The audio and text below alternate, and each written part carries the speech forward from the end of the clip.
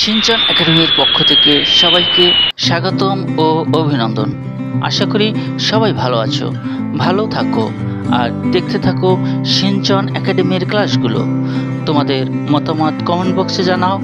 ভালো মতামত পেলে আমি খুশি হব আর তোমাদের নতুন কিছু দেওয়ার চেষ্টা করব। আর চ্যানেলটিতে তুমি যদি নতুন হও অবশ্যই চ্যানেলটি সাবস্ক্রাইব করে বেল আইকনটি বাজিয়ে। প্রিয় শিক্ষার্থী বন্ধুরা, প্রতিটি ক্লাস শেষে রয়েছে এমসিকিউ প্রশ্ন এবং উত্তর। এই পর্বে থাকছে 11টি প্রশ্ন এবং তার উত্তর, আর সেই সাথে থাকছে অনুশীলনীর 6টি প্রশ্ন এবং তার উত্তর। প্রথমে প্রশ্নগুলো স্ক্রিনে আসবে, কিছুক্ষণ পরে উত্তরটি স্ক্রিনে আসবে। তাহলে বন্ধুরা আর দেরি নয়, চলে যাওয়া যাক প্রশ্নোত্তর পর্বে। পরিচ্ছেদ 3, বাকযন্ত্র। আজকের প্রশ্নোত্তর বাকযন্ত্র ও সাথে অনুশীলনী প্রশ্ন উত্তর। ধ্বনি উৎপাদনে ব্যবহৃত প্রতিটি প্রত্যঙ্গকে একত্রে বলে। ধ্বনি উৎপাদনে ব্যবহৃত প্রতিটি প্রত্যঙ্গকে একত্রে বলে বাকযন্ত্র। বাকযন্ত্র। ধ্বনি সৃষ্টির উৎস কোনটি? ধ্বনি সৃষ্টির উৎস কোনটি?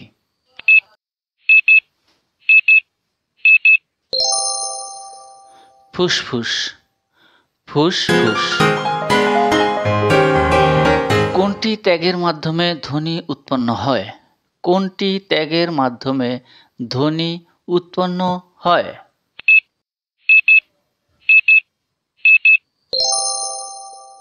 শ্বাস ত্যাগে। শ্বাস ত্যাগে। স্বরযন্ত্রের অংশ কোনগুলো? স্বরযন্ত্রের অংশ কোনগুলো?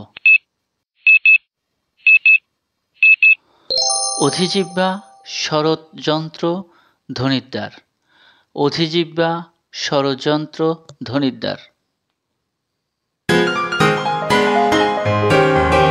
কোনটির স্পর্শে প্রকৃতি অনুযায়ী ধ্বনি বৈচিত্র্য তৈরি হয়? কোনটির স্পর্শের প্রকৃতি অনুযায়ী ধ্বনি বৈচিত্র্য তৈরি হয়? জিভ। জিভ। বাকযন্ত্রের মধ্যে কোনটি সবচেয়ে সচল ও সক্রিয় প্রত্যঙ্গ? বাকযন্ত্রের মধ্যে কোনটি সবচেয়ে সচল ও সক্রিয় প্রত্যঙ্গ? জিভ। জিভ। আলজিভ নিচে নেমে এলে তৈরি হয়।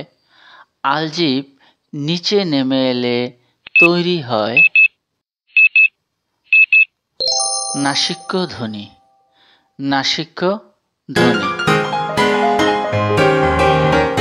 মুখ বিবরের ছাদকে কি বলে? মুখ বিবরের ছাদকে কি বলে?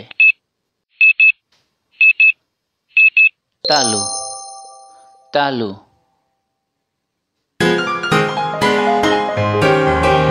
শক্ত তালু ও উপরের পাটির দাঁতের উত্তাল অংশকে বলে।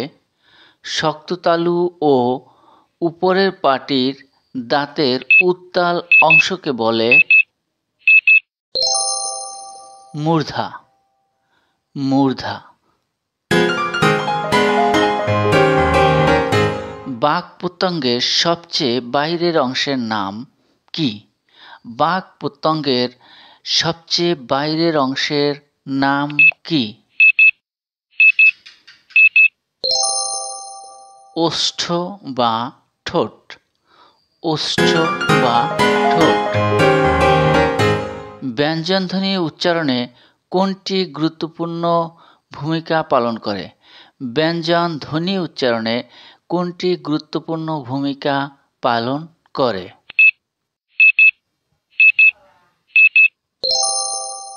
ওষ্ঠ। ওষ্ঠ। প্রিয় শিক্ষার্থী, এবারে রয়েছে অনুশীলনীর প্রশ্নোত্তর। কোনটি বাকযন্ত্র। কোনটি বাকযন্ত্র?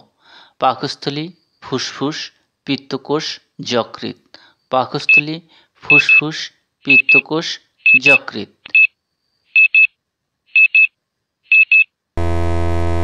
ফুসফুস, ফুসফুস। ফুসফুস থেকে তৈরি বাতাস কিসের মাধ্যমে বের হয়? ফুসফুস থেকে তৈরি বাতাস কিসের মাধ্যমে বের হয়? নাসারন্ধ্র, মুখবিবর, তালু, ক ও খ উভয়। নাসারন্ধ্র, মুখবিবর, তালু, ক ও খ উভয়। নাসারন্ধ্র, মুখবিবর, ক ও খ উভয়।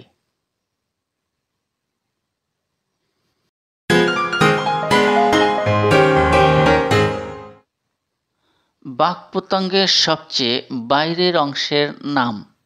বাকপতঙ্গের সবচেয়ে বাইরের অংশের নাম তালু, মূর্ধা, দন্ত, ওষ্ঠ। তালু, মূর্ধা, দন্ত, ওষ্ঠ। ওষ্ঠ, ওষ্ঠ।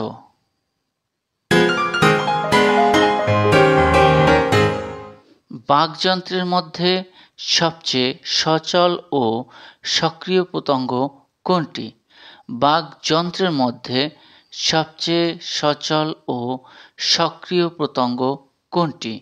দাঁত, মূর্ধা, দন্তমূল, জিভ।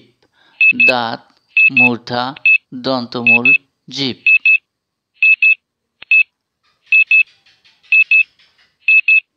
জিভ, জিভ। মুখ গহ্বরের কোন অংশে তালুর অবস্থান? মুখ গহ্বরের কোন অংশে তালুর অবস্থান? সামনে, পিছনে, উপরে, নিচে। সামনে, পিছনে, উপরে, নিচে।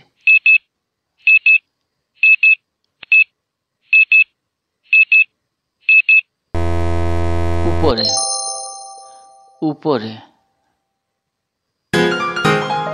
নাসিক্য ধ্বনি তৈরি হয় কিভাবে? নাসিক্য ধ্বনি তৈরি হয় কিভাবে? আলজিভ নিচে নেমে এলে, জিভ তালুতে স্পর্শ করলে, ঠোঁটের ফাঁকা কম বেশি হলে, জিভ মূর্ধা স্পর্শ করলে। আলজিভ নিচে নেমে এলে, জিভ তালুতে স্পর্শ করলে, ঠোঁটের ফাঁকা কম বেশি হলে, জিভ মূর্ধা স্পর্শ করলে।